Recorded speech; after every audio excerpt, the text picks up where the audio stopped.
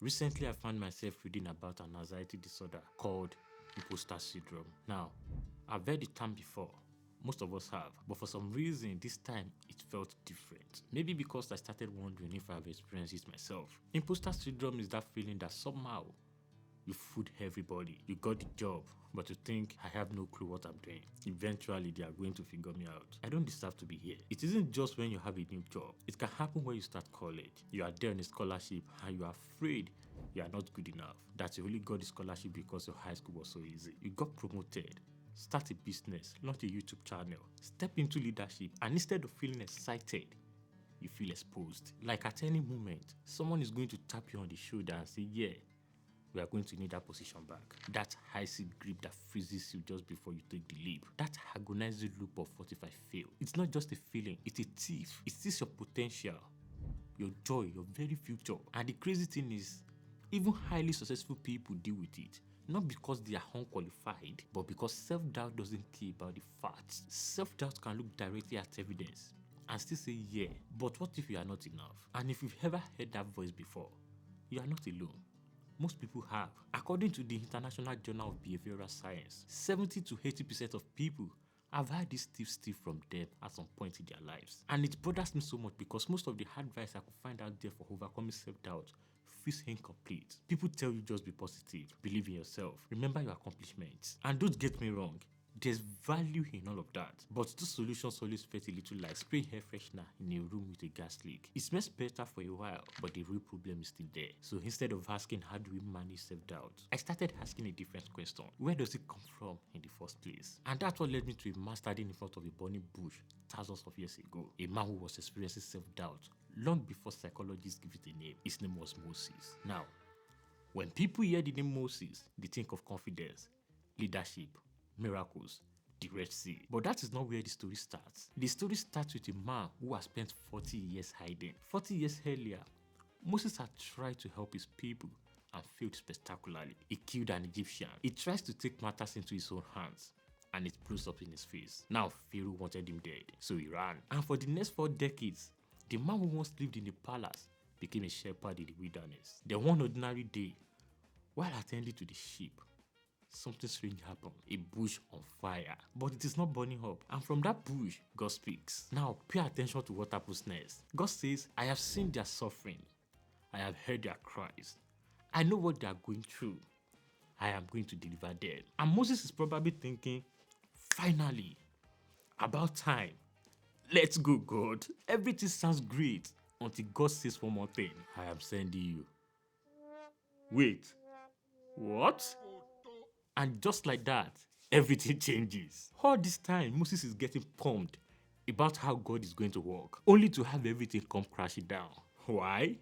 Because Moses is not afraid of God's plan. He is afraid of God's plan involving him. And to be honest, that's where most self-doubt comes from. We are inspired by big dreams. We admire courageous people. We believe great things are possible until it's our turn. Until we are the one applying for the position, starting the business, launching the channel, asking the question, taking the risk. Suddenly, the issue isn't whether the mission is possible. The issue is whether we are capable. And that's exactly where Moses finds himself. Over the next few minutes, Moses gives God 5 reasons why he can't do what he's been asked to do. 5 excuses, 5 objections, 5 expressions of self-doubt. And what fascinates me is that God doesn't shame him, doesn't mock him, doesn't tell him to just be confident. Instead, he answers every objection one by one. And hidden inside those 5 answers is one of the most powerful lessons on overcoming self-doubt I've ever encountered. So let's start with Moses' first question. Question 1, who am I? Now, the first thing Moses says is honestly the same thing most of us will say when opportunity knocks. Who am I? And looking at that question with naked eyes, that sounds humble. But if we are being real, a lot of the time it feels wearing humility as a disguise. Because think about what is happening here. Moses has spent the last 40 years convincing himself that his best years are behind him. 40 years earlier, he had power, influence, education, status. Back then, he probably felt ready to change the world. Now he's standing in the desert, talking to a bush. He's older, he's hidden, he's disconnected from Egypt, disconnected from his people, disconnected from the version of himself he used to believe in. So when God tells Moses to go back to Egypt, Moses immediately responds with, who am I that I should go? And honestly, I think that's one of the most human questions in the entire Bible, because we've all asked it. Who am I to start this business? Who am I to lead people? Who am I to write the book? Who am I to launch the channel? Who am I to think I can make a difference? And pay attention to this. Moses doesn't say what if Pharaoh says no. Not yet. Before he doubts the mission, he doubts himself. That's how self-doubt works. It attacks identity before action. And this is the part that surprised me. God doesn't respond by giving Moses some motivational speech. He doesn't say, Moses, believe in yourself. Moses, you are amazing. Moses, you have leadership quality. Instead, God's answer is unbelievably simple. He says, I will be with you. That is it.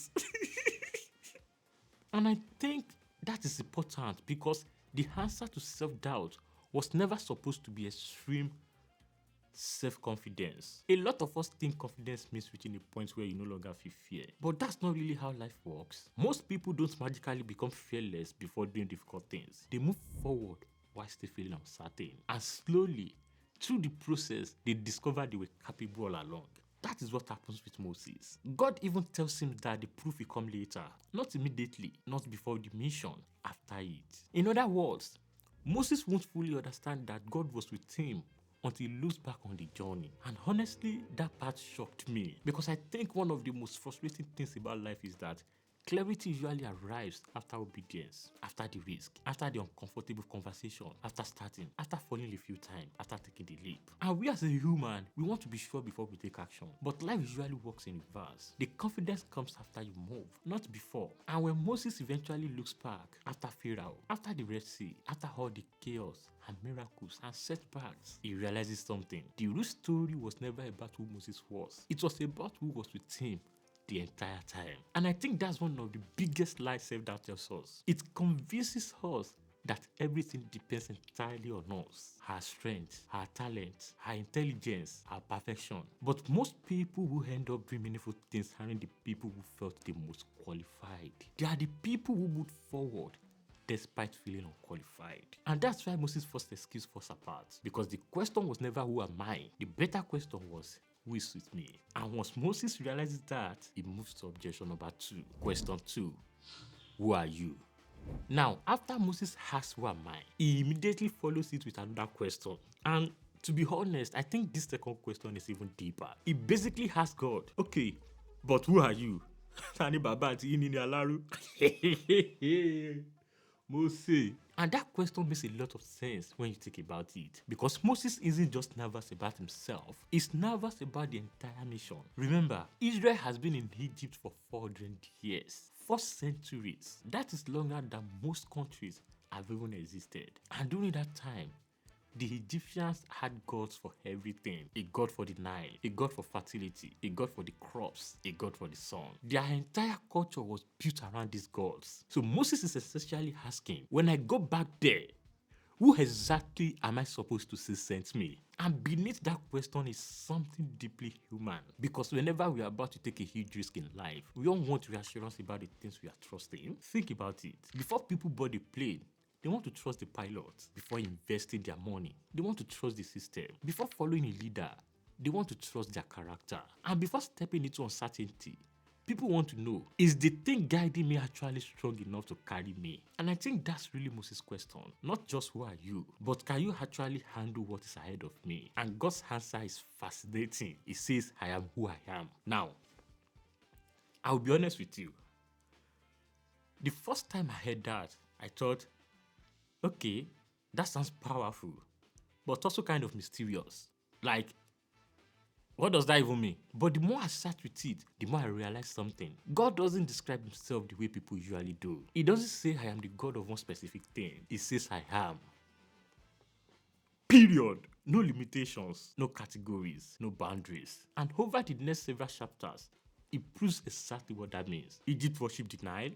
I am going to turn it into blood. They worship a frog goddess. I am going to send you so many frogs that Pharaoh will beg you to beg me to get rid of them. They worship the sun. I have 3 days of darkness, so thick it can be felt.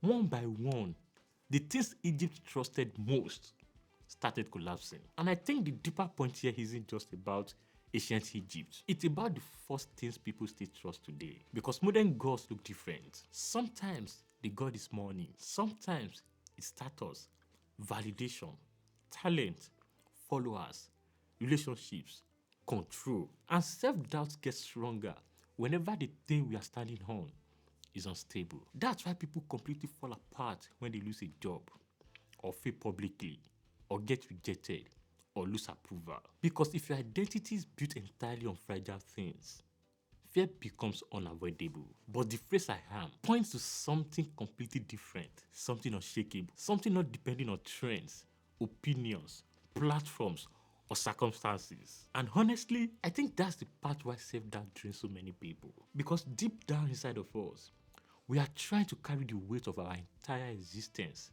by ourselves. We feel like we have to be enough all the time. Smart enough, talented enough, confident enough, successful enough. But the older I get, the more I realize that human beings were never designed to carry that kind of pressure alone. And Moses is slowly learning that too. This mission was never supposed to depend entirely on Moses. It depended on the one sending him. And once Moses starts understanding who's behind him, it moves to objection number 3. Question 3. What if they don't listen? If this conversation is landing, please like this video. It will genuinely help. Thank you. Now, Moses moves to his third objection. And this one feels painfully familiar. Because a few months ago, I was asking the same question. He asked, what if they don't listen to me? And if you are being honest, this is probably the fear that stops more people than almost anything else. Not failure, rejection.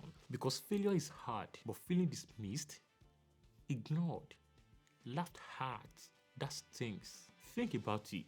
What stops people from posting their ideas online? What stops people from speaking up in meetings, starting the channel, starting the business, sharing their heart, applying for leadership? A lot of the time, it's not what if I fail, it's what if nobody believes in me. And Moses is terrified of exactly the same thing, because from his perspective, this whole thing sounds ridiculous. He's supposed to walk back into Egypt after 40 years, stand before Pharaoh, stand before the Israelites, and somehow convince everybody that God sent him. Moses is basically saying, why would anyone listen to me? And honestly, that fear doesn't disappear just because God gives him signs. The staff turns into a serpent, his hand becomes diseased and healed again, water turns into blood.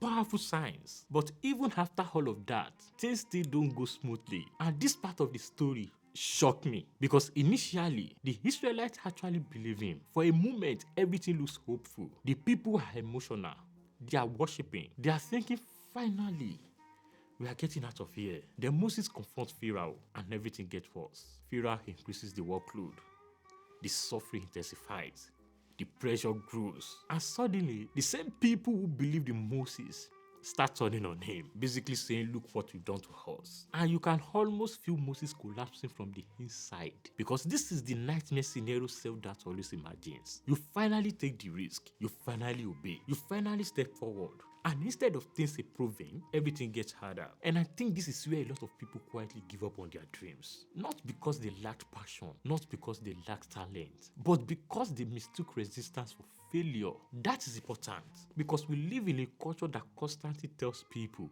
if it's meant to be, everything will align immediately, aka what will be will be. But real life rarely works like that. Sometimes the moment you start moving in the right direction, things actually becomes more uncomfortable, more uncertain, more painful, more difficult. And if your confidence depends entirely on immediate results, you will quit the seconds life pushes back. That's exactly where Moses finds himself. At one point, he basically goes back to God and says, why did you even send me? And honestly, yeah, that might be the one of the rawest moments in the entire story. Because now we are seeing something deeper than fear. We are seeing discouragement. The kind that creeps in when your effort doesn't seem to be working. The kind that whispers, maybe I was stupid for trying in the first place. And this is where God's response becomes incredibly important. Because God doesn't tell Moses, you are responsible for changing everybody. He keeps repeating something else instead. I will bring them out. I will rescue them. I will redeem them. I will lead them. Over and over again, the focus shifts away from Moses' ability and back to God's faithfulness. And I think that is a lesson a lot of us desperately need, because self-doubt often comes from carrying responsibilities that were never ours to carry. We think, I have to make everybody believe in me. I have to control the outcome. I have to guarantee success. I have to make sure nobody rejects me. But that is impossible. You cannot control people's reactions. You cannot control timing. You cannot control whether everyone understands your vision. The only thing you can control is whether or not you are willing to move forward regardless. And to be honest with you, that is freedom.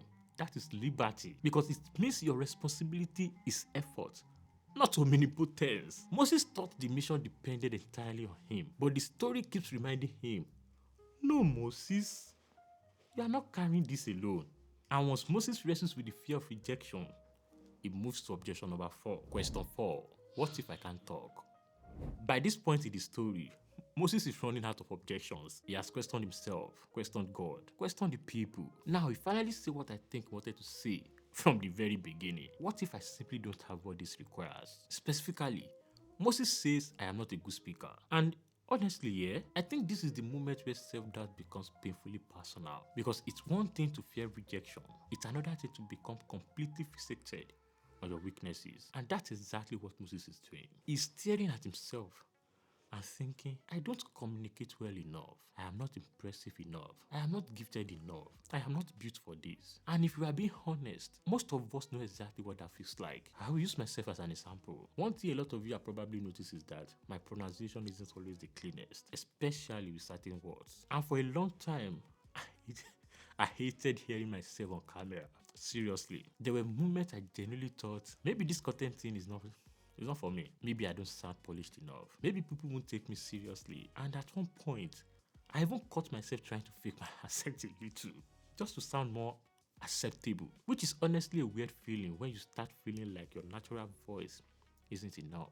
But that's exactly what self-doubt does. It makes you hyper-aware of every flaw, every weakness, every insecurity, every difference. For some people, the voice says I am not smart enough. For somebody else, I am not attractive enough. I am too awkward. I am too emotional. I am too old. I am too inexperienced. I am too damaged. I am too far behind. And after a while, you start staring at your weaknesses so long that you forget you have strength at all. Self-doubt has a way of turning your attention into a magnifying mirror for your flaws. And the crazy part is that the more afraid you become, the more your weaknesses seem to grow in your mind. Now, nobody knows for sure whether Moses actually had a speech problem or not. Maybe he did, maybe he didn't.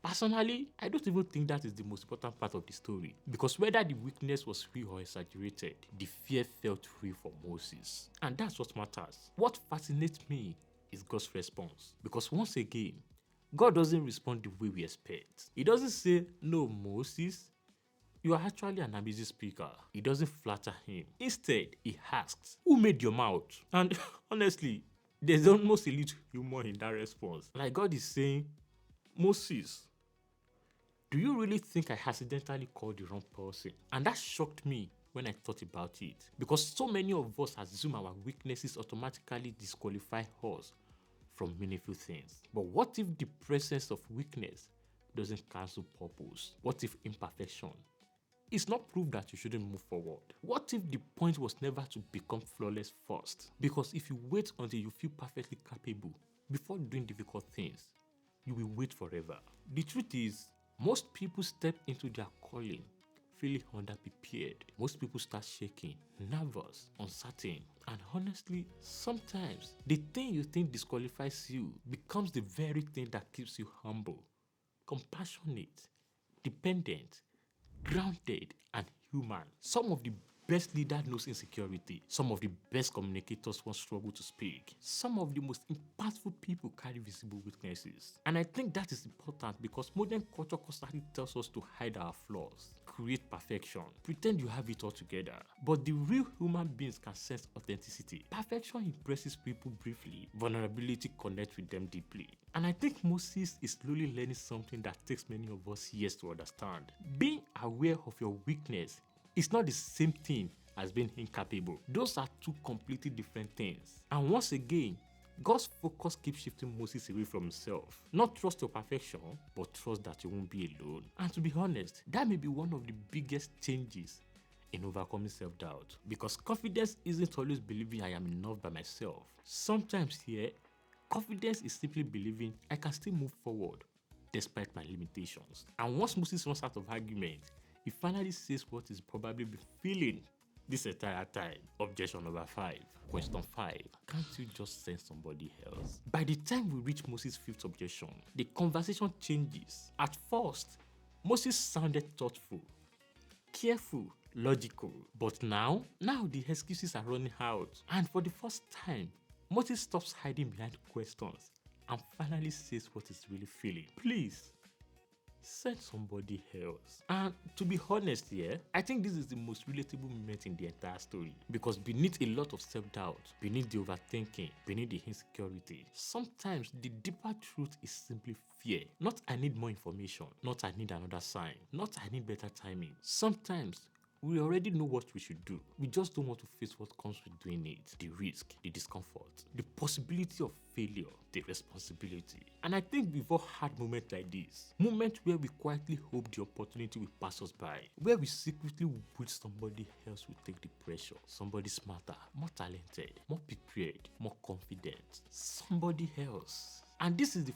first moment in the entire story when God actually becomes angry, which honestly used to confuse me a little. Because up until now, God has been unbelievably patient with Moses. Question after question, excuse after excuse. But I think the reason why this moment is different is because Moses is no longer struggling with doubt. Now, he's resisting purpose. And there's a difference because fear is human, but constantly running from what you've got to do can slowly become a prison. And honestly, yeah, I think one of the saddest things in life is watching people spend years shrinking themselves because they are terrified of stepping into something meaningful. Not because they lack ability, but because self-doubt convinced them that somebody else will always be better suited for the job. And here's the part I love about this story. Even in his frustration, God is still gracious. Moses says, send somebody else. But God basically responds, no, but I won't make you do it alone. Aaron comes alongside Moses. Later on, other people help carry the burden too. And I think that is important because one of the biggest lies self-doubt tells us is that we have to carry everything by ourselves. But human beings were never designed to function alone. We need support, encouragement, wisdom, community. Even strong people need help, especially strong people. And to be honest, I think pride sometimes disguises itself as a dependence. We tell ourselves I have to figure this out alone. But some of the headiest, wisest, most impactful people in the world are people who learn how to lean on others when needed. I'm still learning this myself, by the way. I don't like asking for help. But beyond all of that, the deeper promise throughout this entire story remains the same. Moses was never being sent alone. That's the thread running through every objection, every fear, every excuse, every moment of panic. I will be with you. And maybe that's the real answer to self-doubt. Not becoming fearless, not becoming perfect, not waking up one day completely believing in yourself, but learning to move forward despite fear, because you realize you don't have to carry your life alone. And honestly, I think that's what finally begins changing Moses. Not suddenly believing he was extraordinary, but slowly realizing he didn't have to do extraordinary things by himself. So after all 5 objections, after all the fear, all the excuse, all the overthinking, Moses finally goes. Not because he suddenly became fearless, not because every question got answered, not because he woke up the next morning overflowing with confidence. He went while still uncertain. And to be honest, I think we should emulate that. Because a lot of us are waiting for a version of ourselves that may never arrive. The perfectly confident version, the fearless version, the fully healed version, the version that never doubts anything. But life doesn't usually work like that. Most meaningful things happen while your hands are still shaking a little. And maybe that's the part nobody tells us enough. Courage is not the absence of self-doubt.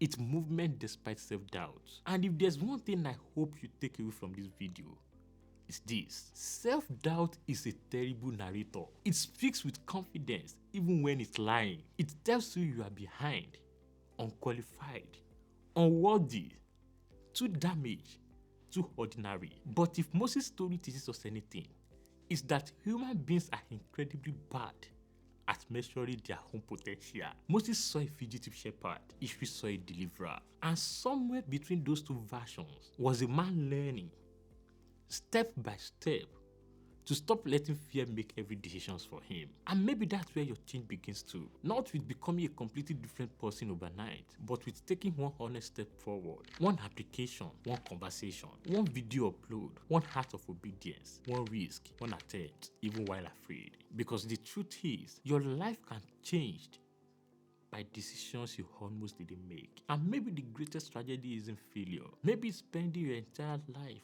obeying a voice that was never telling you the truth in the first place. So here's something I want you to do after this video ends. I want you to ask yourself one question. What would I attempt if I stopped assuming I was disqualified? Sit with that question for a little while. Write it down if you have to. Because sometimes the distance between the life you have and the life you are capable of living is one decision self-doubt has been talking you out of. And listen, I don't think any of us completely outgrow fear. I still have moments where I question myself, still have moments where I overthink, moments where insecurity gets loud. But I am slowly learning that self-doubt doesn't deserve a steering wheel position in my life anymore. Maybe it can sit in the passenger seat for a while, but it doesn't get to drive. And honestly, maybe that's growth. Not becoming fearless, just becoming tired of letting self-doubt make your choices for you. Thank you for spending these last few minutes with me. If you enjoyed this conversation, be kind enough to click the subscribe button. It will genuinely help the channel to bring more videos like this to you. And if this video helped you in any way, don't forget to like the video and drop a comment if you find it helpful. All that said, I'll see you next week.